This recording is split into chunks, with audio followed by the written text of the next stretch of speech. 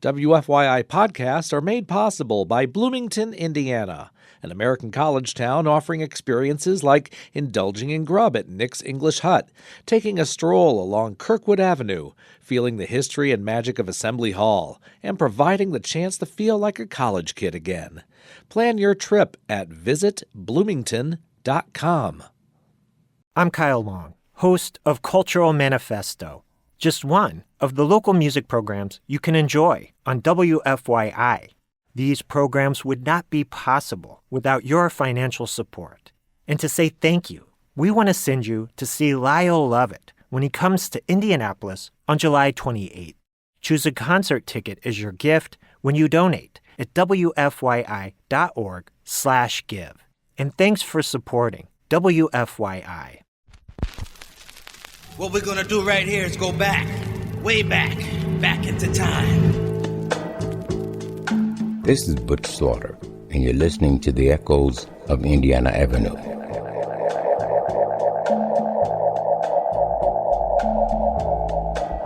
Welcome to my neighborhood, the Avenue.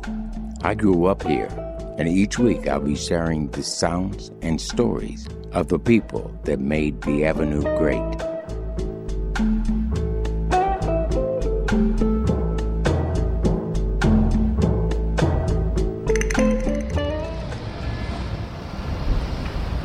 Welcome back to the Avenue. On this week's show, we'll celebrate Juneteenth by previewing an upcoming event titled the Juneteenth Black Heritage Concert, Gospel and Blues, the Roots of It All. The event is happening on June 16th at Indiana Landmarks. The concert features an all-star lineup of Naptown performers, including Lester Johnson, Debbie Nelson, Kenny Dodson, Ethel McCain, Scrapper and Skelton, Tad Robinson, Ezra Buford, and many more. The concert celebrates the legacy of gospel and blues music, and here on the Avenue, the blues and Juneteenth have a strong connection. One of the first known public celebrations of Juneteenth in Naptown was a rhythm and blues concert on the Avenue. The event happened on June 19th of 1953 at the Sunset Terrace nightclub and featured R&B stars like Marie Adams and Johnny Otis.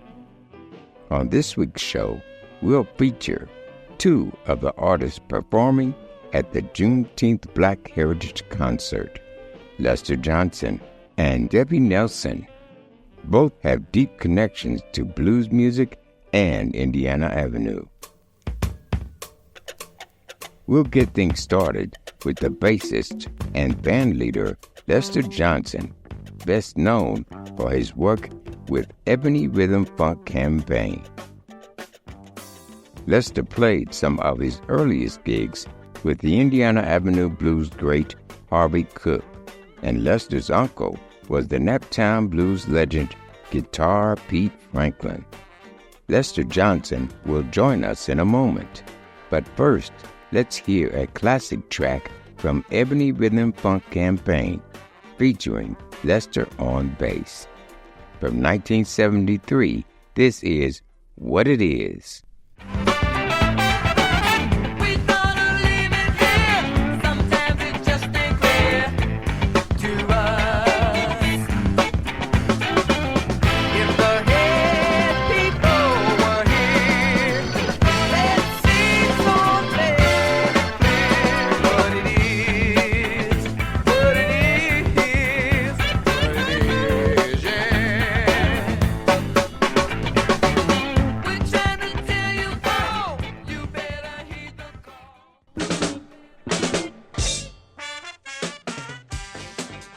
That was Ebony Rhythm Funk Campaign with What It Is, featuring Lester Johnson on bass. WFYI's Kyle Long recently spoke with Lester, and they discussed his family legacy in blues music.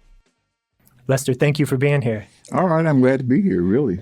You'll be performing on June 16th for the Juneteenth Black Heritage Concert, Gospel and Blues, the roots of it all. It's happening at Indiana Landmarks from 6 to 8 p.m. The event features an all-star lineup of Indianapolis blues and gospel artists, including Tad Robinson, Scrapper and Skelton, Debbie Nelson, Ezra Bufford, Kenny Dodson, and on and on. You're known as a funk musician here in the community, but your history is much bigger than that. And you have a deep connection to blues music. You played some of your first gigs with blues bands, right? I did. My first professional gig was with Harvey and the Blue Tones, but actually I learned to play bass, guitar from my uncle, Edward Lamont Franklin. So he was a lifelong blues musician. So for me, actually, blues technically was my real start in music as a professional. Tell me about Harvey Cook. He was a long-running band leader that played for decades in the city and played often on the Avenue. I think he was from Mississippi, and he came up to Indianapolis in the 1950s. Is that right? Harvey was from actually a little rural area right outside Greenwood, Mississippi. He came here in the mid-50s from what he told me. And when I met Harvey, I met Harvey in 1959 as a 14-year-old. And I actually started playing with him as a 15-year-old in 1960.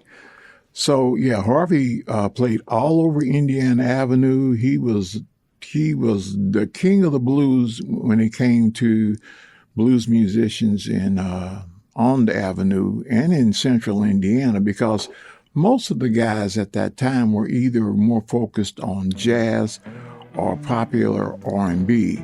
And Harvey was really real blues.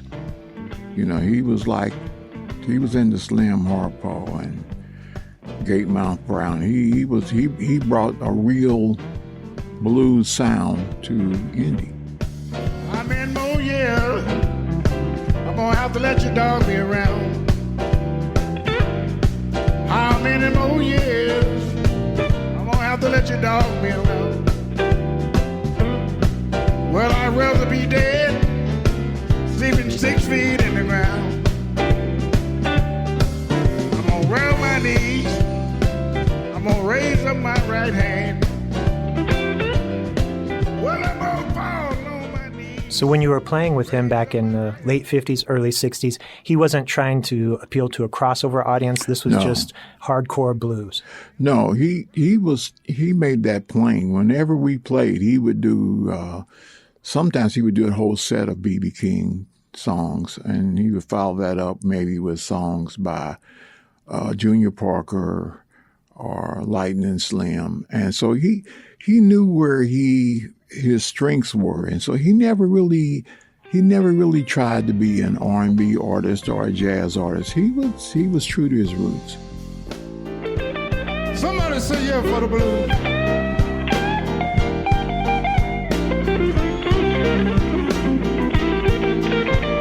Oh, yeah.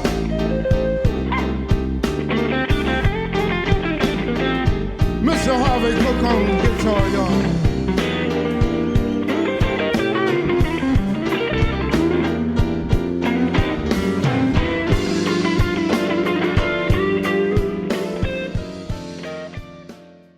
And Lester, I wanted to ask about your family connection to blues music. You mentioned your uncle, Edward Lamont Franklin, better known as Guitar Pete Franklin. Correct. He was a very significant blues musician. He started his career, I think, in the 1930s and ran on until his death in the 1970s, recorded quite a few albums, and played with artists like Tampa Red and Sunnyland Slim. Tell me about your relationship to Guitar Pete Franklin, and you said you learned to play blues from him. I did. I was a trumpet player first for a short while, and then I played trombone. But I wanted to be in a band. I wanted to play in a band with that was popular. So he told me he would show me how to play bass. So he took a harmony guitar, and he took the top 2 strings off and left bottom 4 strings on. And he showed me how. He said, "Boy, I'm gonna show you how to play boogie woogie bass." I said, "Okay, that sounds good." And he showed me how to where to press my fingers down and which strings to play and basic rhythms. And he actually showed me how to tune it up. And so really, I got my basic start through my uncle. And then later, when I got in the orchestra, I started playing string bass. So the things that he showed me on the guitar, I was able to apply directly to the string bass because it's tuned E-A-D-G, just like the last 4 strings of a guitar, but it's an octave lower. Well, I searched this town from door to door. Love I crave, I can't find no more. I got to find my baby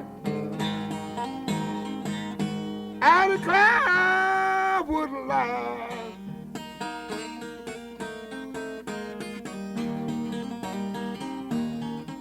Ain't that no real good loving since that girl said goodbye. When you were a kid, did you understand his reputation and legacy and the importance he had in local blues culture? I did, but not quite as much as I did until I got a little older. I didn't really realize all of his travels and things until I got maybe in my 20s. And after I came home, then I started discovering things about him that I didn't know. Some things I did know, but many things I didn't. And so when I got a little older, I did find out about his connections to Tampa Red and other people. And actually, I probably had met these people at my grandparents' house. I just didn't know who they were because I was just a little kid. Now I'm going down the road. I'm going down this road all by myself. Lord, I'm going down this road, baby. I'm going down the road all by myself.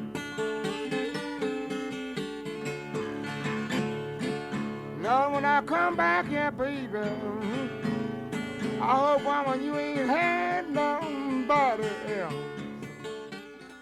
I want to ask you about your grandmother. Mm-hmm. She also has a significant place in blues history. Flossie Franklin, I believe She was a school teacher, and she's remembered today for co-writing a lot of the lyrics for Leroy Carr songs, including Blues Before Sunrise, which is a classic standard of blues music that's still performed today. I think she's also credited with writing a few other major Leroy Carr songs. In the Evening, When the Sun Goes Down, I've heard that as well, which is still performed today. Gary Clark Jr. Does a version of that based off Robert Johnson's interpretation of it. Tell me about Flossie Franklin, because she was hosting a lot of these musicians at her house, right? I did, and some of that I didn't really understand until later. In the 40s, 30s, 50s, Black musicians couldn't stay in hotels and motels. So there were these series of homes that were established between the Deep South and Chicago and Detroit that were stopover, and they were like boarding houses. So in a sense, my grandmother was running a boarding house for musicians. And so they would drive from Tennessee, Nashville, or wherever, to Louisville, and then from Louisville to Indianapolis, and they'd stop over here, and then from Louisville to Chicago. There was no interstate highway. It was just Highway 52 or just state highways. And so I think that was how my grandmother established these relationships with these different musicians, was through her basically running a boarding house and having rooms that she would rent out to these guys on their way from the south to the north. I had the blues before sunrise, with tears standing in my eyes.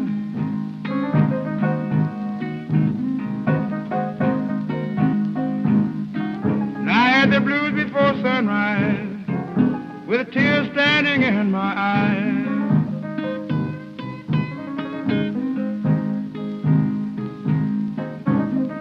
It's such a miserable feeling, a feeling I do despise. Did you get a chance to spend much time with your grandma? I did. My grandmother died in 1954, and so I was 9 years old. So I have very early remembrance of my grandmother, especially cooking. She loved to fish. She played music from the time the first thing we would hear when my grandma was out, they had a big old Philco radio and they had a Motorola record player. And either one of them was on 24 hours a day. And so at night it was WLAC. And she had records. I still have many of them. She would play music from the time she woke up to the time she went to bed. So I can never remember being in my grandmother's house and there wasn't music playing. That's amazing. Blues, R&B, what would she listen to? She had broad musical taste. She loved blues, but she also loved jazz artists of the era. Like she loved Ella Fitzgerald.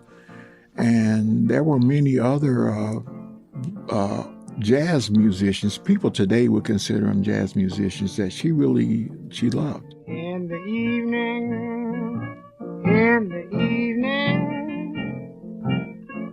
Mama, when the sun goes down, in the evening, baby, when the sun goes down, well, ain't it lonesome, babe, when your lover's not around, when the sun goes down. Lester, when people today talk about Indiana Avenue, there's this narrow focus on jazz music. Mm-hmm. But during the 30s and 40s, even the 20s, Indiana Avenue was a mecca for blues music. Champion Jack Dupree moved up from New Orleans and lived in Indianapolis for many years. Well, he was a freak. Now Champion Jack Dupree friend was of Leroy and Scrapper. Right. He was a good friend, and I met him, and later I had his recordings on Atlantic, and so now I kind of remember more about him than I do because I don't really remember her relationship, but Champion Jack Dupree, he came to the house. Now I remember meeting him and Pete sitting in the living room drinking wine. Wow. And many other blues luminaries are associated with Indianapolis, including Memphis Minnie, who some say lived here for a while and worked with a local band leader. Big Maybelle got her career started working with the Ferguson brothers out at Sunset Terrace. Tell us, in your opinion, what the blues legacy of Indiana Avenue means. You started your career playing blues there with Harvey Cook. To me, the legacy is much bigger than I think people realize because there has been a well-deserved focus on jazz, but it kind of overlooked the other elements that blues musicians brought to the music scene here, which was really in some ways just as important because you could dance to blues music and people didn't really dance. People listened to jazz music, but blues music was interactive. You listened, you danced, you drank, you ate to it. When they played blues, people started eating barbecue and fried chicken and dancing. And jazz was more focused on a listening experience.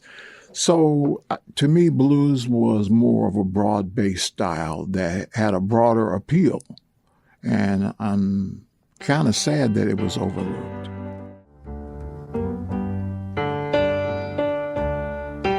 Well, I went down on Blake Street to get myself a bottle of beer.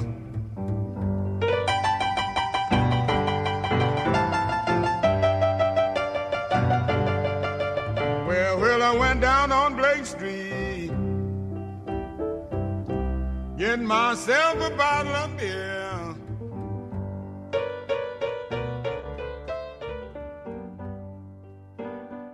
Before we go, I do want to ask you about the upcoming concert. One of the artists featured is Ethel McCain. Mm-hmm. She's producing and narrating the gospel segment of the night. You have a long musical history with Ethel. I think it was in 1962, you made your first recording with Ethel's girl group, the Cordells, for a label in Chicago called Tiger Records. Quit While You're Ahead. That was something. Yeah. What do you remember about making your first record with Ethel's group? I was really excited about it when we went to Chicago. I remember going there, and my parents drove up me and some of the ladies. There were 2 carloads of us that drove up to Chicago. We went up old State Road 52. It was in wintertime, and the roads were not in great shape.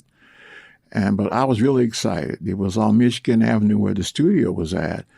And I had never been in a recording studio, and I was just excited. But on the other hand, too, I was a young guy, and I hadn't been playing with them very long, so I was trying to not only be a musician, I was trying to be a playboy, too, because I was give me your phone number. I'm going to call you up. I like the way you look. So for me, it was all over the place. I was a young guy that was a musician, but I also was a young guy that was very interested in the ladies. So for me, this was the best of both worlds. I'm like, man, I'm a guy, I get to play with these girls. Well, I thought that I was playing it cool all the time. I was being a fool. I gave you everything and still you wanted more. I played your foolish game and now I'm getting sore. Listen, baby, here's what I said. You better quit while you're ahead. Oh, I heard you been unfaithful to me, making eyes at every girl you see. If anyone listening to this has an interest in the artists that came out of the Indiana Avenue neighborhood, this is a great event to attend to kind of experience that. I know Kenny Dodson and Debbie both grew up in Lockfield, and you got your first gigs in the neighborhood. Anything you want to say about the event, some of the artists featured, anything you'd want our audience to know? Well, I think what I could say most is I think this will be a very complete musical experience for anybody who wants to come to it, and it's going to be very good. Because it's going to be authentic in a way that you don't see music being. In other words, there will be no pretending. These artists are all the real deal. And they'll be joined by Tan Robinson. Tad is a phenomenal blues and soul artist. So this, to me, and all the gospel musicians that are involved are real gospel musicians. They aren't like somebody who is pretending to do something. They've been doing this their entire lives. So this will be a very rich and rewarding musical experience for anyone who wants to come. Lester, thank you so much for taking a few minutes to tell us about your history in blues music and your family's extraordinary history in contributing to the evolution of this important form of music. Yeah, appreciate it. Thanks. I'm glad to be here, and I'm glad that I could share some of the history of our family and our city and our state and the musical things that have occurred here. Thank you. Thank you.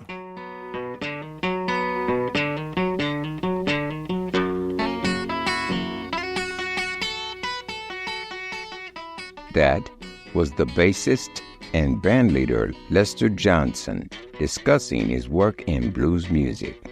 Up next, we'll listen to another classic track from Ebony Rhythm Funk Campaign featuring Lester on bass. From 1973, this is Get It On.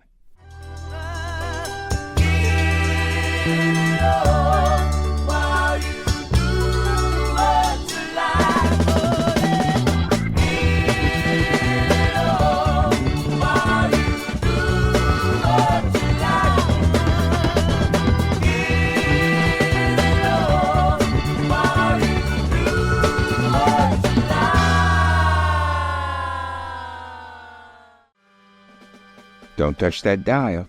Echoes of Indiana Avenue will return after this short break.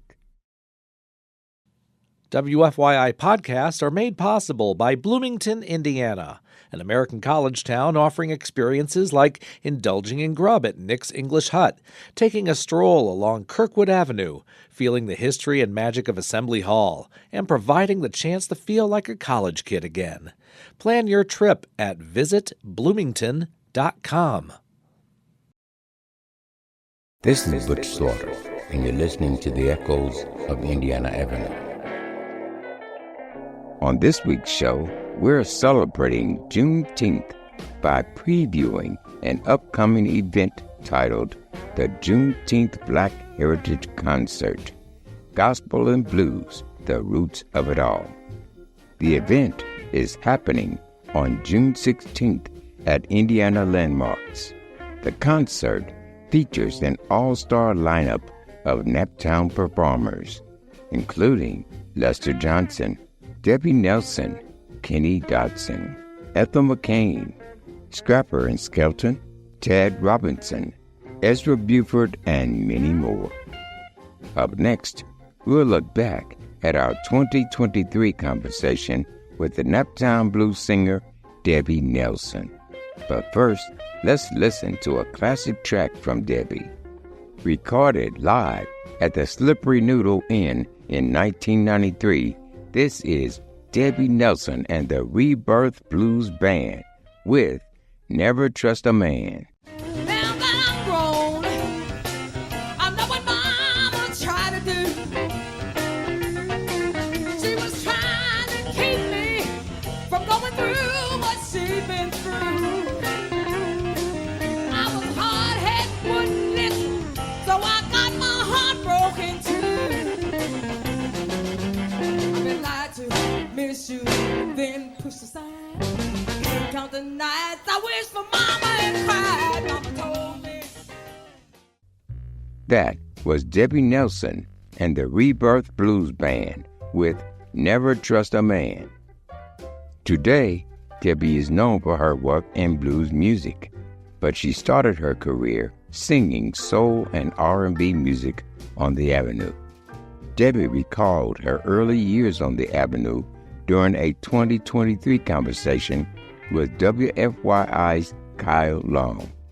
Debbie lived in Lockville Gardens, a federal housing project that was built on the Avenue during the late 1930s.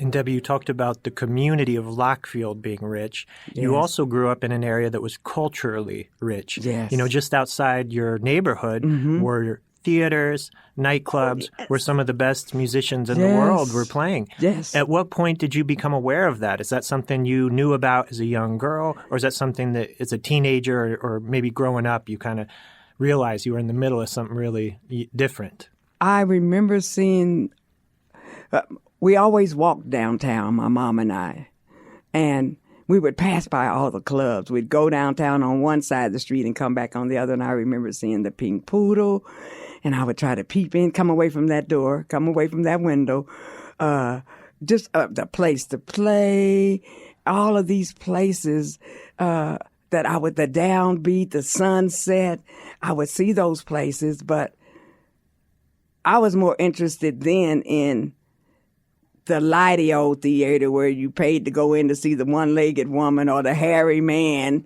or Walker Theater where you paid 5 cents to get in and 10 cents for a box of good buttered popcorn with the bag greasy, and 2 cents for the red lollipops on the little white cloth stick. Oh, I loved it. I didn't start really getting into music until one of the friends, or one of the ladies I became friends with, she was older than me and she was into music. So one day she called me up there, Rose, and she said, I'm thinking about putting a group together. Me and my sister, and how about you? We could do some songs. And I'm like, I don't think I can sing. And she's like, yeah, you can sing. You can just pitch in where you can. I remember one of the first songs we learned was Don't Mess with Bill. No, no, no, no. The Marvelettes. And we practiced that song for months and months and months trying to get in tune. Don't mess with Bill. No, no, no, no. Don't mess with Bill. Don't mess with Bill. Say it one more time. Don't mess with Bill. this group. It was the Tonettes. Is that right? And your neighbor was Rose Johnson. Is that her name? And this was a trio. Yes. Right? Yeah. Yes. And you were singing like at school events? Or Yes. You weren't going into clubs, were you? No. Okay. No. Okay. Yeah. School events, and I think we might have even done the Walker one time. Okay. The Christmas show, probably. I told you, he knows so much. Man, the Tonettes, I couldn't even think of that name. That's it. Yeah. And I wanted to ask you about your experience at Crispus Attucks, because from what I understand, you were also singing at the school, and you were in theater as well. Yeah. You did a Shakespeare play, right? Is that right? Yeah, The Merchant of Venus. Yeah. And I did 2 musicals, Valley High. South Pacific? Yes, South Pacific, and then the other one was The Cowboy. God, Oklahoma? I had it in my mind. I can't think of the name of it now. But out of that, I was offered a scholarship for music. And when I graduated, they told me the scholarship, they didn't have the available, it was no longer available. So that was when I graduated at 17, so that went out the window. And then it was my daughter Dana's father who really threw me out there into different clubs and things like that, and after hours clubs, and he would throw the first dollar out there, and then they would just throw dollars up on that stage. I sang at regular clubs and then the after-hour clubs. He was the one that just got me in and took me around and kind of showcased me. Debbie had her first major encounter with blues music at a naptown club called Surfside 7. The blues legend B.B. King stopped by the club to hear Debbie sing and offered her a chance to perform with his band. Let's return to our conversation with Debbie Nelson. So I'm just singing along on stage, and the door opens and everybody looks towards the door, and in walks this big guy with his entourage, all these people, and they start setting out tables and chairs and everything and setting everything up, sat right up front. I'm like, who is this guy? So I did my show, and afterwards the waitress came and said, that man right there wants you to join their table. So I went over there to their table, and he introduced himself, and I said hi, and I introduced myself, and he said, I enjoyed your show. I said, thank you. And he said, I really like for you to be with me on a show. And I said, oh, I don't sing the blues. And he said, oh, I don't want you to sing the blues. I sing the blues. I want you to sing what you're singing here now. And I said, oh, okay. And he said, I want you to appear with me at the Village Gate in New York in September. And that was like about 4 months away. And I said, okay. So he gave me the address and everything. And then they left shortly afterwards, and everybody was around me and everything. And my daughter's father was very abusive, physically and mentally. I was afraid to tell him about that, although at that point I was more on my own in the clubs. He didn't follow me everywhere I went, but he was the type who would follow me everywhere I went in the clubs. I had to stay in the dressing rooms. I couldn't come out till it was time to come on.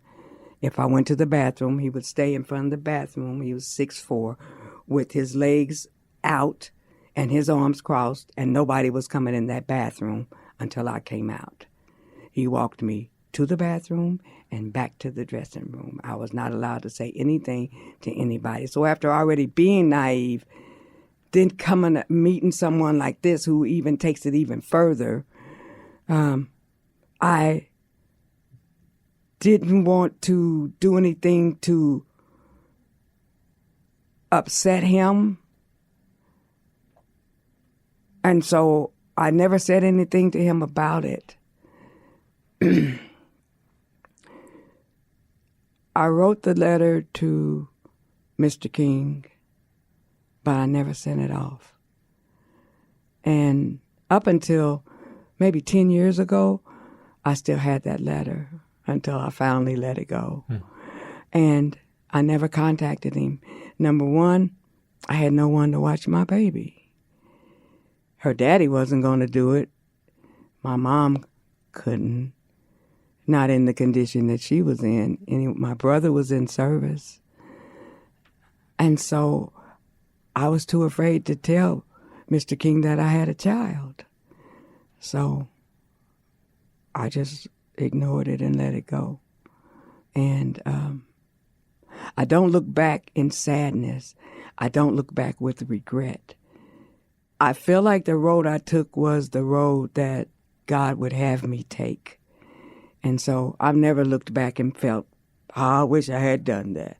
Oh, I shoulda, woulda, coulda.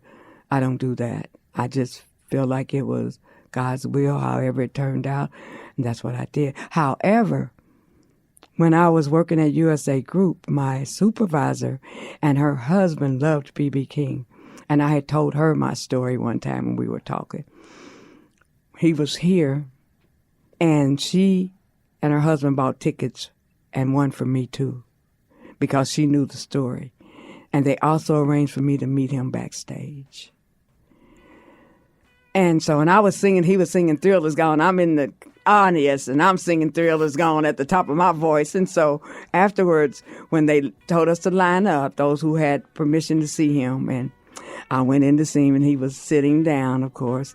And I just felt like I was going in to see a king, you know. And so I went down on my knees in front of him. And I told him, you know, my name and everything. And he said, are you the young lady who was singing The Thrill Is Gone out there in the audience? And I dropped my head and I said, yes, sir. And he said, nice voice. And I said, thank you. And I said, I want to tell you something that I've needed to tell you for a lot of years. And he said, go ahead. And so I told him the whole story. And he said, oh, I'm so sorry. He said, I would have understood then. He said, but are you okay now? I said, I'm fine now. And he said, haven't been in any trouble or anything? I said, no, sir. And he said, well, good for you. He said, now that I'm in this age, I'm sick a lot now and don't know how much longer I'm going to be doing it. He said, but I'm so happy to see that you remembered me and that you thought it was important enough to get to me and to tell me the story. And I said, it was very important for me to tell you because I just couldn't send the letter off. So I was reserved and I was able to rectify that feeling that I had had of guilt for not having contacted him. Not for not going, but for not have even contacted him. So it was nice. We hugged one another and then I left and let the next person go.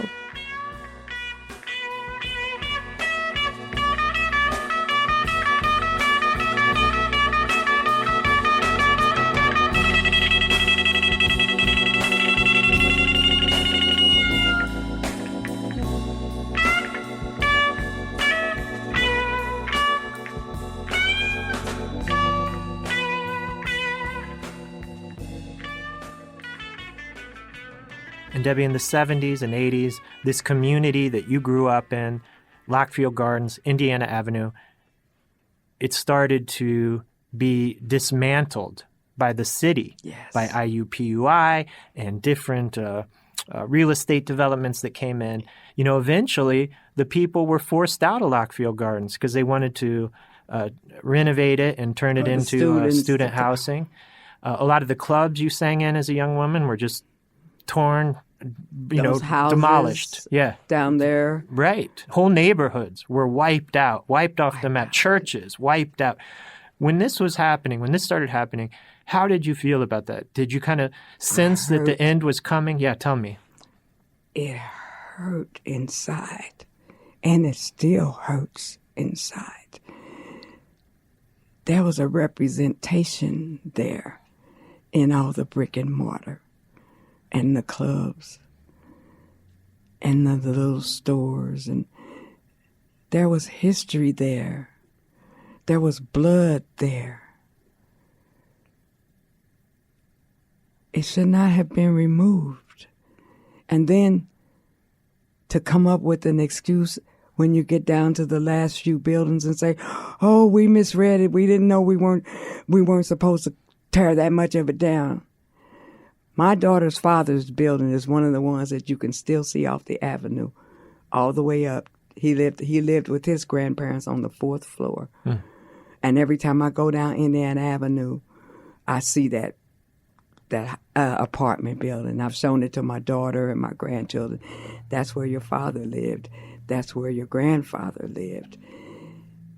All the rich history that they destroyed, as if they had nowhere else to go, no other place to put them but to tear down something that was important to us, that meant a lot to us, that represented us.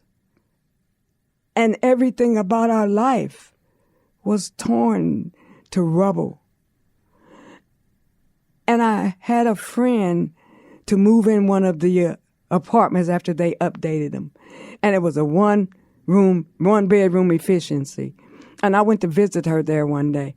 And I said, how much are you paying them? $679 for this?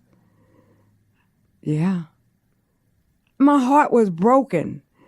And then to see the houses as you go towards 65 South up 11th Street, all those houses gone and the big, beautiful homes that replace them now that you can't even look at for less than $160,000. And I had to tell my daughter one day when she didn't want me to live where I live now. And she was always trying to get me to move, and I'm comfortable where I am because where I am now reminds me of where I came from. These are the type of people I grew up with. These are the type of people who looked out for me. And that's where I feel most comfortable. And I'm not going until you take me out of there. And I'm getting ready to go to my father. And I've already explained that. You should get one of those houses that they got down there. I don't want those. They bought those houses for less than $1,000 from my people who thought $1,000 was a lot of money, and now they're selling them for $160,000 to $250,000. I wouldn't dare move over there if they gave me a house over there, because it's not just that simple. It's an insult to me that they would do that. No, I would never disrespect my people by moving in there. Not after what they did to get it, no. Happy for them. But that's for them. I don't want any parts of it. That's sacred. Lockfield Gardens is sacred. It's sacred ground. And it should not have been destroyed like that. It should not have been. That's all I can say.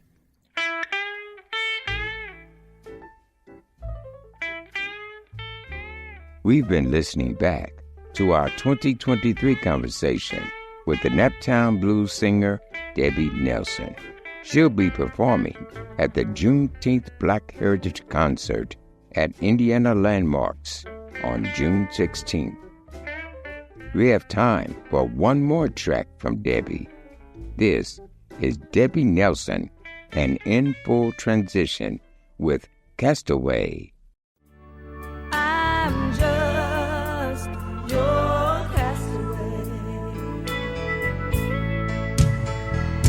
I talk to your picture, and folks stop and stare. If they think I'm crazy, oh, I really don't care. One day I'll hold you. That's all the time we have for this week. Thanks for tuning in. You can meet me here on the Avenue again next week. Same time, same place. And you can find the Echoes of Indiana Avenue podcast on Spotify, iTunes, YouTube, or wherever you download your podcast. Echoes of Indiana Avenue is written and produced by Kyle Long and hosted and co-produced by me, Herman Butch Slaughter.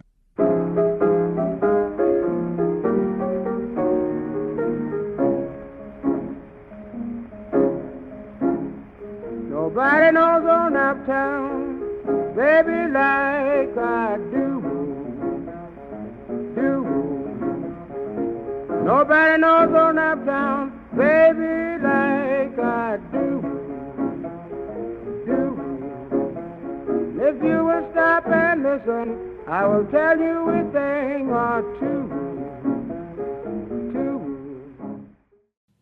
WFYI podcasts are made possible by Bloomington, Indiana, an American college town offering experiences like indulging in grub at Nick's English Hut, taking a stroll along Kirkwood Avenue, feeling the history and magic of Assembly Hall, and providing the chance to feel like a college kid again. Plan your trip at visitbloomington.com.